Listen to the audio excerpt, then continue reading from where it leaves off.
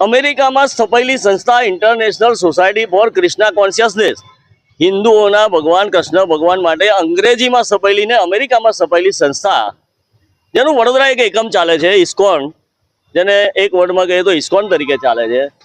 આ ઇસ્કોન મંદિર કે ટ્રસ્ટ કે જે બી હોય, એક તો ધંધાદારી રેસ્ટોરન્ટ તો ચલાવે જ છે, ઉપર બજારમાં હોય એનાથી મોંઘા ભાવે વેચતી થાળી એ તો ચલાવે જ છે. પણ આ લોકોએ ગોત્રી જેતલપુર રોડ ટીપી 14, આ ટીપી 14 જ્યારે 2008-10માં પડી હશે ત્યારે એની અંદર આ જ જે રેસ્ટોરન્ટ ચલાવે છે ત્યાંથી આ મકરંદ દેસાઈ રોડથી તો પાછળ ESI રોડ જતો એક 9 મીટરનો રસ્તો દેખાડેલો છે. આ આખો જ રસ્તો તો ગાયબ કરી દીધો છે, દબાણ કરી દીધો છે. આગળ મેઇન રોડ ઉપર પણ ગેટ અને આ જે રેસ્ટોરન્ટ બનાવ્યું છે એ મેઇન રોડમાં પણ એને દબાણ કરી દીધેલું છે. અને આ ઉપરાંત પાછળ એક ફાઇનલ પ્લોટ નંબર 117 છે, પબ્લિક યુટિલિટી. હવે જ્યારે આ 9 મીટરનો રોડ જ ના રહ્યો તો આ પ્લોટમાં જવાનો રસ્તો જ ના રહ્યો. તો એવી રીતે આ 3 જગ્યાએ એનું દબાણ ઓલરેડી છે.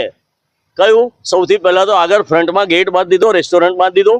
બીજું, આ રેસ્ટોરન્ટમાંથી સીધો ESI રોડ જતો 9 મીટરનો એ દબાઈ દીધો. ને ત્રીજો, પબ્લિક યુટિલિટી માટેનો એક મોટો પ્લોટ ફાઇનલ પ્લોટ નંબર 117 એ પણ દબાઈ દીધો. હવે એની આ રોડની એક તરફ ઇસ્કોન છે, એક તરફ સુજાતા સોસાયટી છે. આ સુજાતા સોસાયટીની જૂની સોસાયટી છે. જ્યારે ટીપી પડ્યો ત્યારે એનો કોમન પ્લોટ દેખાડેલો હતો, એની માલિકીનો કોમન પ્લોટ. એ કોમન પ્લોટને ટીપીમાં લઈ લીધો અને એ કોમર્શિયલ વેચાણ પાત્ર બનાવી દીધો.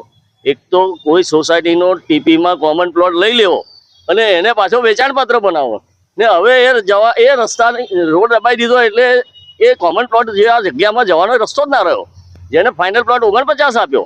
હવે આને હરાજીમાં મૂકવાનો તો માત્ર સોસાયટી તો ખરીદવાની નથી, તો 2 જ જણને મળે એવું છે. ઇસ્કોન જઈ શકે એવું છે અને એક સોસાયટી જઈ શકે પોતાના કોમન પ્લોટ. તો આ હરાજીમાં 2,35,000 પ્રતિ ચોરસ મૂકવાની જ્યારે વાત છે તો આ ઇસ્કોન વાળાને ખરીદીને હડપ કરવા માટે, રોડ પણ હડપી લેવા માટે ને 117 નંબરનો ફાઇનલ પ્લોટનો જે પબ્લિક યુટિલિટી માટેનો છે એ પણ હડપી લેવા માટેનો કારસો છે.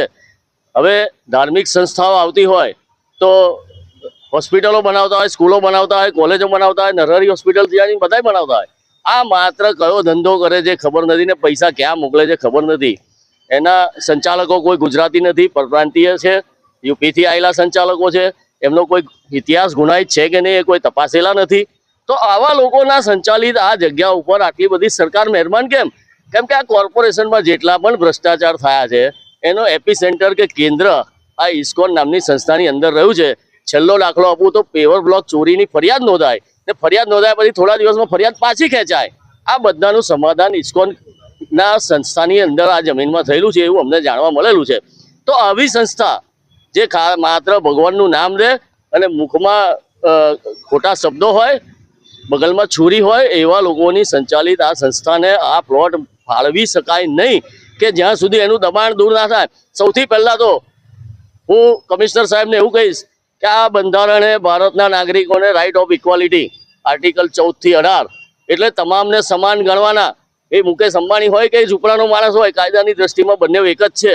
તો તમે લોકોના ઝૂંપડા 14 વર્ષથી તોડ કરો છો, મકાનો તોડીને ઘરબાર વગરના કરી દો છો, લારી ગલ્લા ઉઠાવી લો છો લોકો. તો આ ઇસ્કોનની સંસ્થાનું તમે દબાણ તોડ્યું કેમ નથી? રાઇટ ઓફ ઇક્વાલિટી તમે પાલન નથી કરતા, બંધારણીય ગુનો કરી રહ્યા છો. આ જો પ્લોટ એને આપી દેવામાં આવશે તો કોન્સ્ટિટ્યુશનલ કેસ પણ ઊભો કરવામાં આવશે.